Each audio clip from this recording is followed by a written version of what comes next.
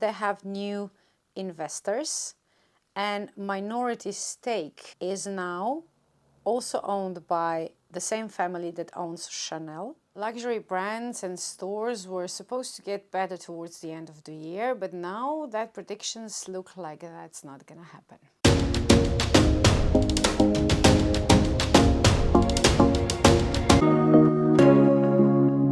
Hi guys, and welcome to fashion news video.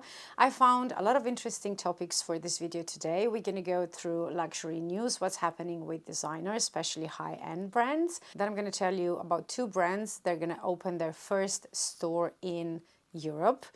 And then we're going to dive into how weather actually made a huge difference in our shopping habits this year. I have a few notes on my iPad because there's a lot to go through and I cannot have all of this in my head. And the first thing I'm going to tell you about an article I found. I'm going to link it below so you can read it in full if you want. So even though we know that Chanel and Dior and other really high brand designers don't really have a lot of items on sale and their classics never go on sale, but their stocks are not doing as well right now. According to this article, the main reason why most of the high-end brands are not doing as great as they hoped they will be by this time of the year is down to two huge markets. One is China, the second one is United States. So in United States, the shoppers, you are more cautious right now, you're buying less than you used to. And in China, the trend to combine high street with high-end is really spreading. And this is something I can definitely understand because this is something I personally have been doing for years now, that I would have like a Chanel bag and a Zara dress, that I would have like a Balmain necklace and then a high street jacket next to it. So that combination of not wearing everything high brand is not typical. A lot of people who can afford this will actually buy everything high brand, but this kind of mix and match combination is really spreading through China. And because this is a huge market, of course, luxury brands are filling it. China shoppers account for 23% of global personal luxury goods market last year. So that's a really significant number. And you can see that the desire for Louis Vuitton handbags and Burberry scarves is actually waning, so is not as big as it used to be. Here it actually says that United States is showing some improvement because they had like huge sales in August, and also a lot of European luxury groups have opened stores in United States in the last few years, so they are gaining more shoppers there. And also it's a fun fact that while having Olympic Games in Paris actually helped Paris in other respect. You know, a lot of tourists were there, a lot of money was spent, every price was practically doubled. I know that the metro fare was doubled, the taxi was doubled, hotels don't even go there, the prices they put. So as Paris as a city was doing great from both Olympic and Paralympic Games. But luxury brands less so, because people who usually go to Paris to buy a Chanel bag are not going to go during the games because they know that it's going to be crazy busy and they're going to wait for later periods. So of course the sales went down. And of course then we have the usual crazy prices, the increase on increase that a lot of houses, including Chanel, Dior and many others, have been doing in the last year or two, that the prices are really getting so out of reach for most people that again we are seeing what we are discussing here for months now, that they want to kind of push out the, the official term, the aspirational buyer, and just keep the really rich ones. But in order for this kind of formula to work, the really rich people have to buy a lot, and so far it looks that they are not. I'm not gonna go really into stock market because this is not my area, but if anybody is in trades and know more about stock market and how the shares go up and down and want to explain something, please do write in the comments for all of us. But I found this number really interesting. It says that luxury goods index is down more than 25% since it was in its high in March. So that's a lot. LVMH, which is of course Louis Vuitton as well, it's kind of like the benchmark for all the rest because it's the biggest and you can see more obvious if this stock or if this brand is going up, probably all of them will to a certain extent. If this one is going down, again, everybody will kind of follow. And this is really telling. LVMH is apparently, according to this article, at its lowest level for 2.5 years, and they actually lost 30% of its value. That's 30. That's insane. And yet they're not really changing anything. Everybody is still just pushing prices up. So I'm really curious how this will affect luxury market in the 2025. If they will be doing some alterations to prices, or they're going to be pushing more of their items to social media. Who knows? We'll see. One of the things that it's obviously very important is promotion. And LVMH having also Dior on its books, of course, it can afford to be kind of like more in your face with their products. And they were actually Olympic and Paralympic Games creative partner. And they also expect like 150 million euros deal to sponsor Formula One. So I'm guessing LVMH and their brands, especially Louis Vuitton and Dior, are obviously in our minds as well. And, you know, we still follow them. We still want to kind of buy certain items from them. But as of now, it just looks like we are just not buying enough, or not as much as we used to. That's from these numbers, that's for sure. On the other hand, Hermes actually haven't fallen as far as some of the other brands, but they have given up most of their gains this year. So they are not as far ahead as they used to be. I guess this is one of the things they're doing when you can't just get in there and get a bag. You have to kind of play games and stuff like that. And because they are on their own, they're not owned by anybody else, they can do what they want. It's the same with Chanel. But Chanel never really reveals its numbers, so we don't really know what's happening there. But, you know, you just go to the nearest Chanel boutique and you will see who's buying and what and how much. So yeah, that's definitely telling. Just visit a boutique. What's happening with Kering, which is another big luxury name brand? Well, Kering in general is not doing as bad, but Gucci is doing really bad. I mean, Gucci has driven the shares of Kering down to a 7-year low. That's just really, really not good.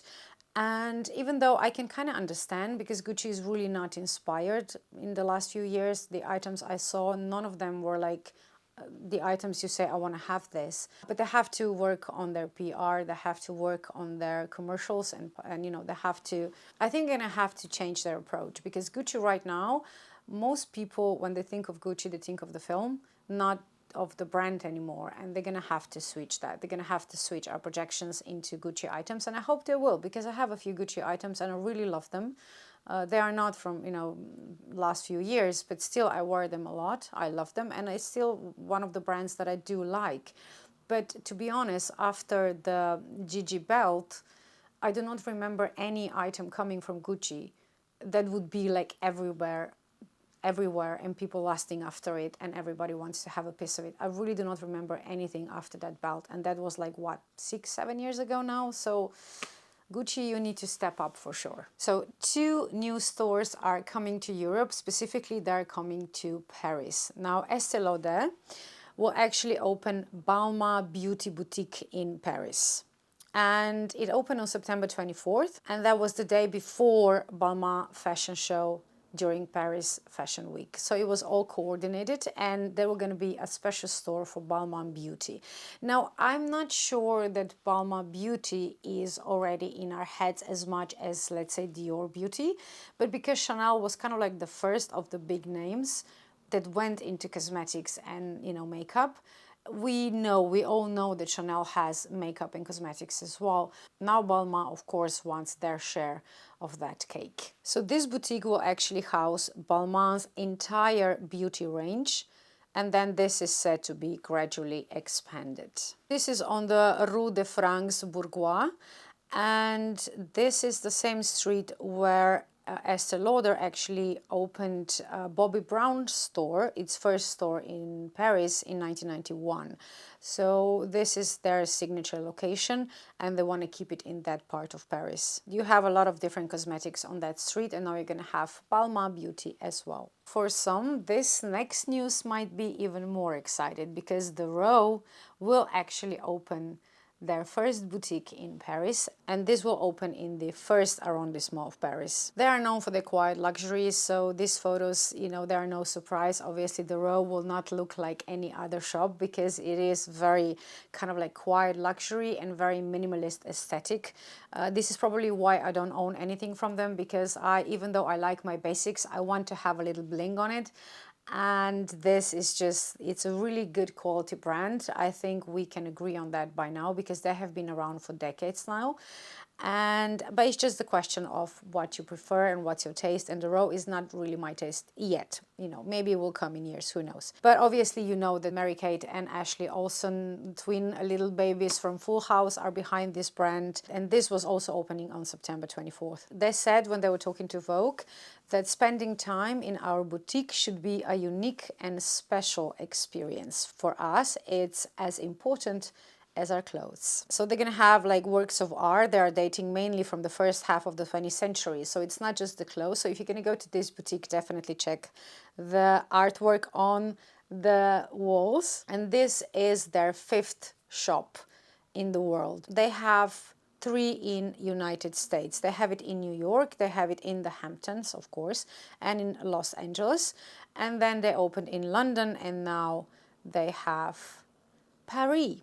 So now they only need to open another one in Milan, and I am pretty sure they are covered. The row was actually founded in 2006. The interesting thing is they have new investors, and minority stake in the row is now also owned by the same family that owns Chanel. And that means that the value of the row is now just over $1 billion. So great job, Mary-Kate and Ashley. And the last news of today's video will be concerning weather. Yes, weather. Because June and part of July were really, really cold in some parts of Europe. That meant because most of the fast fashion shops like H&M, Zara and so on, they obviously had summer items in there. And because it was too cold, most people will not go buy summer items because they know they cannot wear them because it was too cold. So people were instead buying online, like jackets and sweaters and things like that you are not usually buying in June. So the sales, especially in H&M, were really disappointing during the summer. And that really, really surprised me because I don't usually go and buy things that I will wear tomorrow. So I know even if it's cold this week, it's going to get warmer next, so I don't mind. But I guess because it was so much colder than usual, that actually influenced our shopping habits. And people were just not buying summer items, at least not as much as they were supposed to. So, that kind of represents itself in the numbers. So H&M sales dipped in Q3, and they also announced that its earnings margin goal for the year won't be achieved because of that. Now, September sales are picking up apparently, so now they are back on the trajectory that they wanted to be, but the chill summer definitely affected how the numbers will kind of roll out towards the end of the year. And one of the things that kind of came out of this is that especially the shops or brands who are used to quick turnover, they're going to try and keep some of the basic throughout the year, which means that even if it's like 35 degrees and in the middle of July, there will be some coats in the background of the store. So that way you can buy something no matter the weather. And this is one of the things that they're very good at. They're very good at adapting to different situations because they have to. They have a quick turnover. They have a lot of new items in and out all the time. So they know how to adjust to these changes, and this is where the high luxury brands cannot adapt as quickly because their promotion and how they kind of create their items and their luxury goods is just not as quick, and they cannot adapt to that as easily. So this is why it's very important to always have like classic and special items available in your store. And that way the weather, it's not going to change anything. Let me know, what do you think of all of this? Are you excited for the Rose store in Paris? Are you going to go visit it? Maybe if you live in Paris, you can go visit it and let us know if it looks as nice as it does online, because I don't think I'll be in Paris anytime soon, maybe next year, but definitely not in the next months. But I will go to London, so I will try and see how their store is holding up in London. So guys, have a lovely day, and thanks for spending your time with me, and I will see you in the next video.